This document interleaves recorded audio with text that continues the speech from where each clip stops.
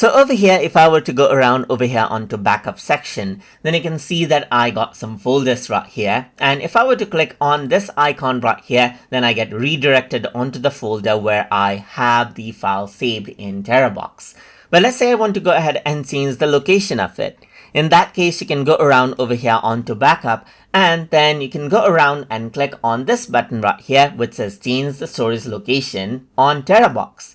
Let me just go around and click, and then once you do that, you can actually go around over here and navigate to the folder where you want the file saved, and then you can click on save here, and then what happens is that the modification happens right there. And if I were to go ahead and click on it now, then you will be able to see the file within that particular folder. So that is how you can go ahead and change around the sync folder location inside of Terabox. So I hope you guys learned something as always.